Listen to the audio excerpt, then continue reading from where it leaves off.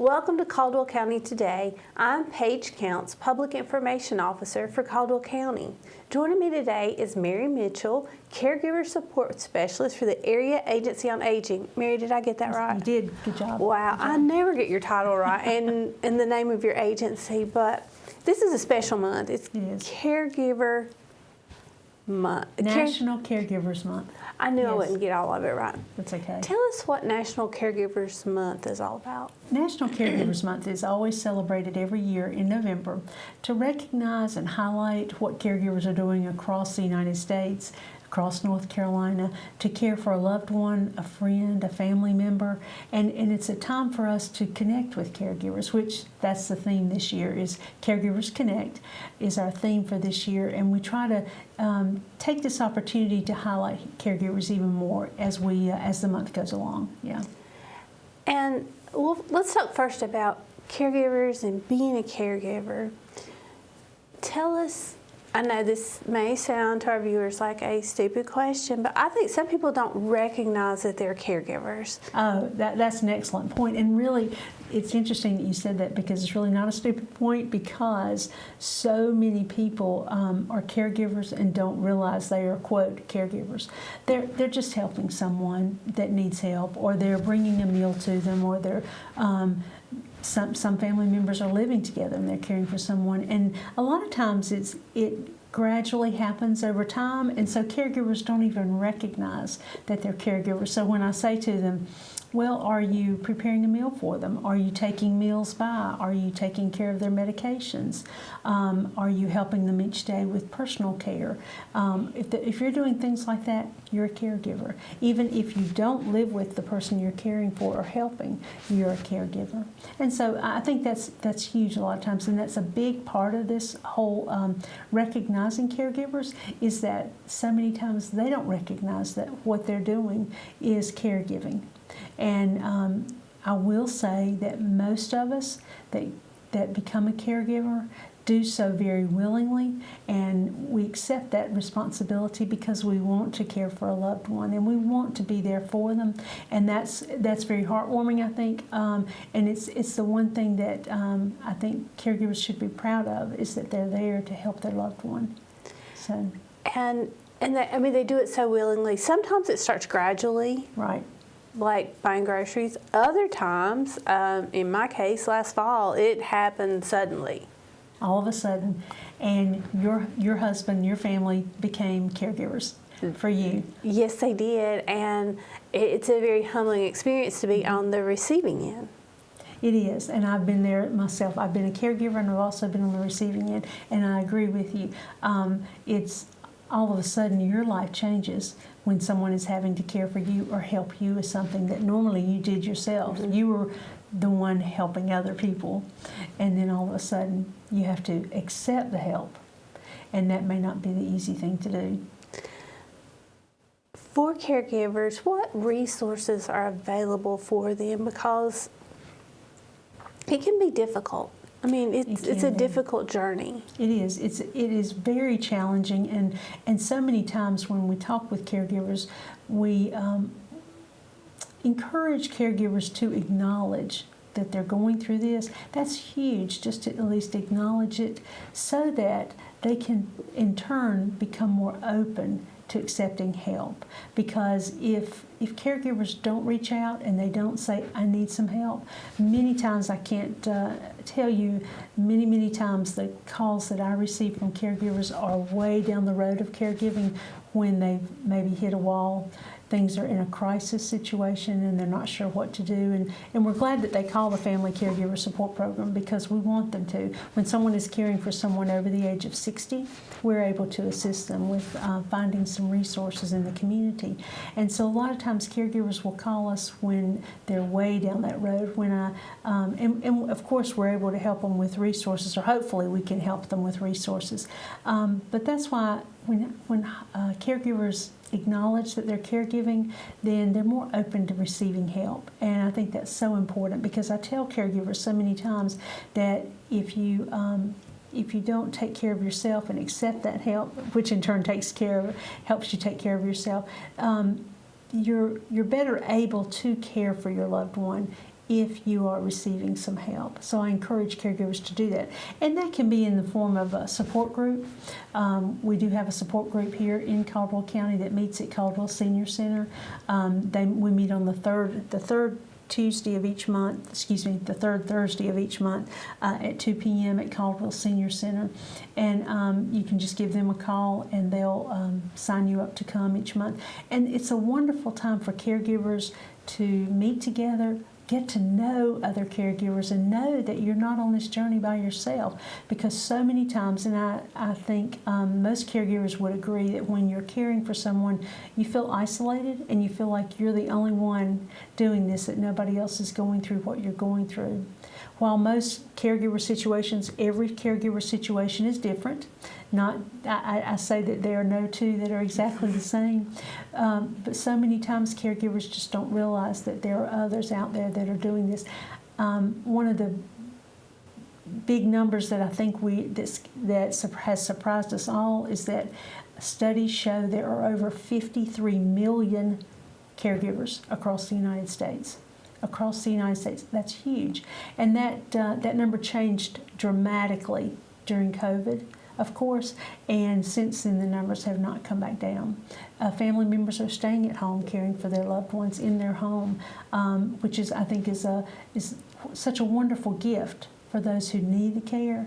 But it's so surprising to know that you're not alone. There are a lot of other caregivers doing what you're doing and caring for loved ones. So these support groups make a huge difference because you get to know others that are in this situation, and you can share ideas, you can share what you're going through, and you're in a safe place to share it, and that others recognize that and they say, yes, I feel the same way, or yes, I've done the same thing. Oh, and this is what I do when we're in this situation. So caregivers learn from one another about what they are doing and what they've learned that helped them.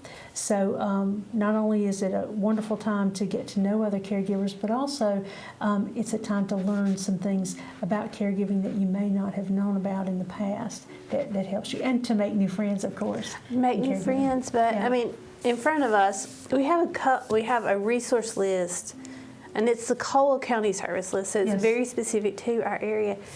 And I mean, and there are so many resources on here. There are, and we try to update this every year. We have just updated the caregiver service list for this year, and it's wonderful information on there. And I'm glad you're sharing it on the program here. And we'll be glad to mail those to caregivers. They can stop by the senior center and pick up their own copy. We have paper copies there at the senior center for anyone to pick up if they would like as well.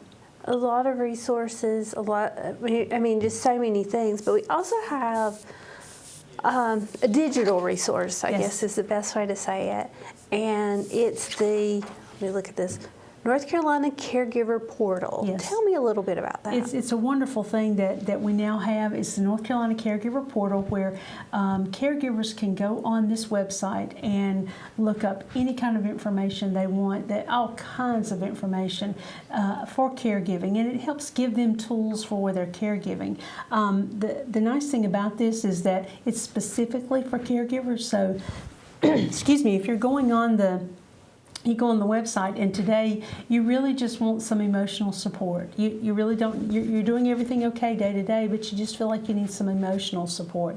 Then you can go on there and you can read articles or listen to video or watch videos with other caregivers or experts in the field that help you on that journey. If you'd like to listen to some music, that's my personal favorite.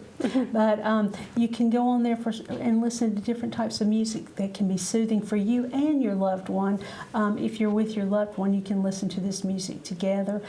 There are experts on there that have lots of information for you. If you're caring for someone with dementia, there are experts on there that can give you ideas on how to deal with certain situations, or maybe if you're curious about the way someone has been talking or acting, and you're reading more about it, you learn that, wait a minute, this is normal for my loved one to do, well, quote unquote normal, for someone with dementia that needs that has, I'm backing up, that has that information that would tell them that maybe this is not something that's abnormal, that this is typical of someone who has dementia, that kind of thing. So there's all kinds of information on there, and it's free to our North Carolina residents. So all they have to do is go on the website and log in, and then it's theirs to use for whatever information they want. If they're up at midnight and can't sleep and want to go on, then there you go. You get that information whenever you want it and whenever it works for you.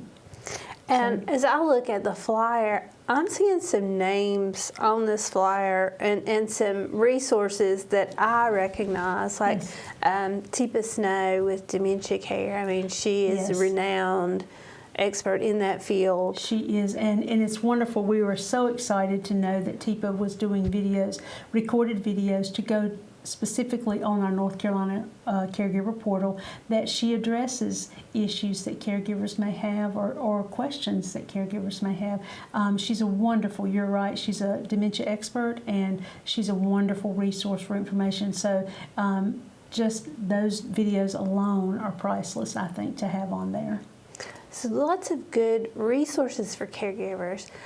Let's also talk about the caregivers, extended family, their neighbors, the people who want to help the caregiver. Yeah, I like to use this time when I'm talking to the public of the community about National Caregivers Month, is to talk about the fact that you may know someone who is in the community that the more you think about it, you didn't realize that they were caring for someone. The more we've talked, you think, oh yeah, my neighbor so-and-so is caring for someone, or goes to take someone a meal every day, or my neighbor, her family member is living with them and she's caring for them now.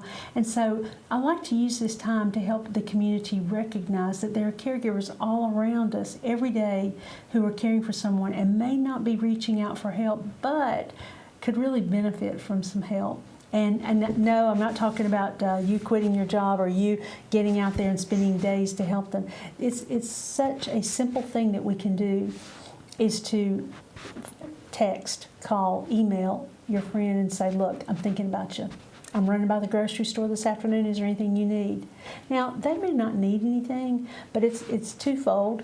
You may be able to help them at the grocery store, but also they realize that someone else thought about them and that they needed some help, and that maybe they needed help and offered to help. So it makes such a difference to give them a call. Or when you're at the grocery store and you're picking up some flowers or some extra things, run them by their house and say, I was thinking about you, just thought you could use some flowers, or I thought you could use this or this dessert this weekend.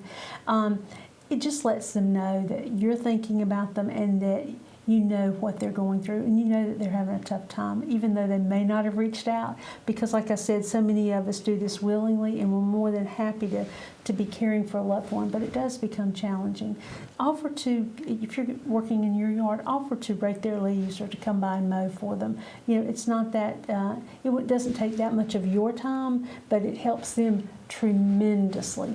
I've had some caregivers who have asked, is there someone that can just come and sit with my loved one and watch a movie and talk with them, because they're so tired of seeing me? And I think we may have talked about this before. When someone was caring for me or my husband was caring for me, sometimes I was ready for him to go out for a while and take his break, but I needed a break from him, and he needed a break from me. So even if you offer to come by and stay with their loved one while they take a walk, go take a walk. We're going to sit here and chat for a little while on the porch and just talk. Those things are so simple to do. We just don't think about them, because I think more than ever, all of us, 100% of us, are busy, busy, busy every single day, and we don't stop. Don't have time to stop and think about those things. But if we remember someone, it's like, yeah, I could do that on my lunch break. I could do that after work and just stop by. And it's not that difficult to do. Once we start thinking about it, we realize how simple it can be to help someone, and it means the world to the caregiver. It really does. Well, as you were talking, I was thinking about little things in the house, like maybe changing that overhead light bulb. Right. So simple. Simple, but maybe that caregiver doesn't need to be climbing on a step stool or a ladder. Right. Maybe the husband is the one who's receiving care, and he used to do all those things. So exactly. Things like that, just little things that take, that's what, a minute? of your time. And at the same time, it's someone, they're seeing another face that day, they're seeing someone else. And rather than just flying by or going, just let me know if I can help, go ahead and be specific, because so many times we found, I don't know if it's a Southern thing or not, but it's that so many times caregivers don't want to inconvenience other people, and so they won't ask for the help because they don't want to be an inconvenience to someone else, and so they won't ask. But then to know that, listen, I'm going to run by, let me know what you need to do in the house, and I can run through and change those light bulbs, because caregivers aren't thinking about that. They're thinking about their loved one, and they're not thinking about things like that around the house that need to be fixed or need to be just taken care of. I mean, again, as you were talking, I was thinking back to my grandmother, and we cared for her. She lived next door to us, and we had no problem with the care, but for her, she never considered us visitors because we never sat down. Yeah. We never took the time to sit down and talk with her. And she's like, she would look at us and say, "You're never here." But my uncle, who came once a week, he visited. So that was a big difference for her. Oh, yeah. And so taking that time to sit down, even if it's 15 minutes, take that chair, sit down, talk to them. Right. Learn about what's going on in their world. And as you're talking to them, just casually talking, you'll start to pick up on some things that they actually do need some help with, that maybe they didn't have time. They don't have time to run to the pharmacy, or they don't have time to run to the grocery store. The wonderful thing, I think, since COVID has been the deliveries from grocery stores and from pharmacies, that kind of thing. But at the same time, if you can do this for them, they don't have to go to the trouble to order it or to have it done. You just take care of it and say, "I have this." And so, yeah, just having conversations, you start to think, "Oh, yeah, I could do that for them. That's something I could do." And then you can offer it, because so many times if we're general, just let me know if I can help. Well, a caregiver's not going to, because they think that I can just take care of it, or that I don't want to inconvenience you. So it does make a difference. It really does. We've talked about resources. We've talked about helping caregivers. What else do we need to talk about, Mary? I'm trying to think. Well, those are the main things that I wanted to talk about, was to highlight what caregivers are doing to let the community know about this, and to share this with the community, but then to also know there are ways that we can help. We can help those individuals that are those 53 million, but we can help one or two in our community, and that makes all the difference in the world. And to let caregivers know you can reach out for resources. There are so many times I want to encourage caregivers that you may not realize it, but there are people waiting for that one thing that they know they can help you with, but they don't want to interfere. If you look like you've got everything all taken care of, so people aren't going to interfere with you. They're going to say, "Well, she looks like she's doing fine. I don't think I need to help her with anything." And so I encourage caregivers to speak up, to communicate. If you're members of a local church community, faith-based community, to speak up and let them know, because any group that you probably have been a part of, or at work or in your neighborhood, they're waiting to help you, but they don't want to interfere with that. And so I'm always preaching to everybody, let's communicate this. Caregivers, be sure to reach out. Be sure to say, when somebody says, "Can I help?" go ahead and say yes, even if it's just something small. They don't want to do this. They probably do want to do that. They probably do want to help you.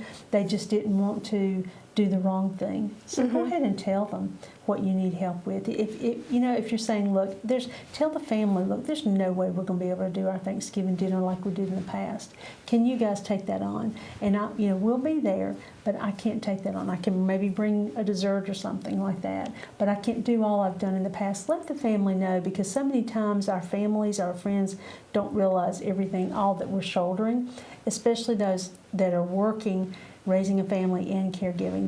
We have a lot of families in our community that are doing that, and I go and talk to employers whenever in their human resource department to let them know anytime a business in our community is open to that. I go and talk to them about these resources that we've just talked about, to share with their employees, to let them know, be there for your employees, and hopefully you can be more flexible. We're finding that employers are becoming a little more flexible since COVID, that with caregivers, and helping them maybe adjust their schedules so that they can continue to work, but they can also still be a caregiver for their loved one, and be able to maintain their job successfully. And so it's a communication is huge for that, and it makes a huge difference with the employer and with the family and with the caregivers and the loved one that they're caring for. So I've kind of gone off the sidetrack there, but just to encourage caregivers, communicate this with your employer, with friends, because that's how they'll know how they can help you. And we're a community that wants to help. People want to help anyone that needs that help, and so be open about that, and accept the help. A lot of times that's hard. That is hard to accept the help, but it is important. It is, because people want to do that. yes. People want to help, and so People really let them do. help you. And so I encourage caregivers, on the one hand, to be open to that, communicate, and accept the help. And then also those of us in the community that recognize these caregivers, because at some point you're going to be a caregiver, or you will have someone caring for you. And there are very rare occasions that won't happen. And so being on both sides of that, which we understand both, it's important to be there to offer to help and to do that. And it doesn't take much. And it is so gratifying to know that you've helped someone. It really is. I mean, and it makes you feel so special to know that someone has reached out and just to help with Yes. something small. Yes, that's exactly right. Which is all about November and National Caregivers Month, is letting people know about this and opening this conversation up. Mary, thank you for being here and talking to us. And Oh, thank you. helping us to understand caregivers and their needs. Yes. Really appreciate it. I hope you'll come back soon. Oh, we will. And thank you for having us. We appreciate the opportunity to talk about this. And thank you for watching Caldwell County Today.